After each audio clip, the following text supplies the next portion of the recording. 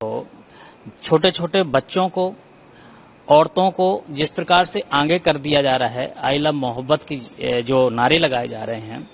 मुझे लगता है कि ये साजिश के तहत कार्य किया जा रहा है और यह एक, इसको हल्के में ना लें, ये बहुत बड़ा एक कोई इसमें गेम खेला जा रहा है और इससे विदेशी फंडिंग हुआ है। उस फंडिंग के तहत ये कार्य जगह जगह हो रहे हैं, केवल यहीं पर नहीं, आपने देखा कई और स्थानों पर ये चीजें शुरू हुई हैं। लेकिन काशी ये महादेव की नगरी है, यहाँ कई वर्षों पहले दंगा हुआ करते थे,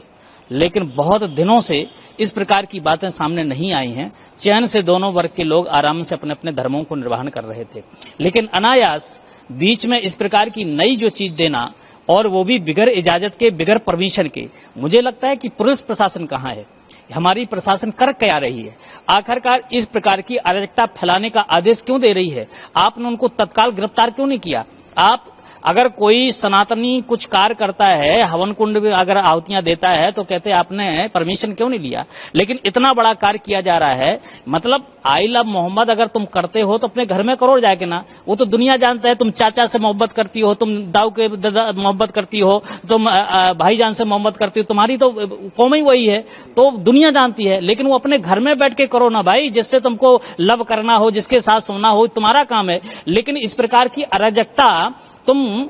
इस प्रकार सड़कों में घूम घूम करके जो किया जा रहा है, निश्चित रूप से यह हमको संज्ञा हो रहा है कि इसमें कोई बड़ी साजिश की बू आ रही है, इसमें साजिश रची जा रही। और काशी नगरी जैसे, जहां गंगा जमुना की बात लोग करने वाले भी यहां पर बैठे हैं,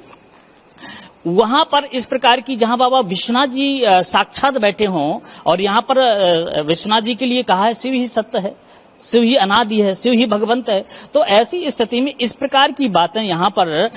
बच्चों को आगे करके, औरतों को आगे करके, और यह एक टारगेट बनाया जा रहा है कि किसी प्रकार से दंगा फैले और हम इसमें आगे चल करके सरकारों के ऊपर आरोप लगा सकें। तो मुझे लगता है, मैं सरकार से भी गुहार लगाऊंगा कि ऐसे चीजों पर तत्काल बैन लगाए और तत्काल इनकी गिरफ्तारी करे, जांच पड़ताल करके कि ऐसी अराजकता फैलाने का कार्य कौन कर रहा हो और इसके सूत्र कहां से जुड़े, इसके तार कहां से जुड़े, उन तारों को काटने का काम अगर नहीं करेंगे तो बहुत जल्दी देश में अशांति फैलाने की आशंका है। साथ ही एक और बात देखी गई है, दुर्गा पूजा पंडाल में या डांडिया जो नवरात्रि में होता है, उसमें भी कई सारे मुस्लिम के, देखिए ये चर्चाएं बहुत दिन से चल रही हैं और मुझे लगता है कि पूजा पंडाल जो समितियां हैं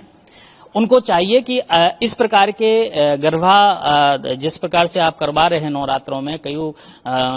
हमको लग रहा मठों में, एक दो मठों में भी जो गुजरात से संबंधित हैं हो रहे होंगे, तो उनमें प्रवेश करने के लिए आधार कार्ड की जांच करना चाहिए, आधार कार्ड देखना चाहिए कौन व्यक्ति है, कैसा व्यक्ति है। आप मतलब हमारे धर्म में लड़कियों के बीच में जाकर के तब तुम्हारा धर्म खराब नहीं होता है नाचने के लिए, लेकिन वहीं अशोक स्तंभ तो अगर तोड़ा जा रहा है तो तुम्हारा धर्म नष्ट हो जा रहा है कि हमारा धर्म नष्ट हो रहा था इसलिए हमने तोड़ दिया। तुमको विदेश जाना है तो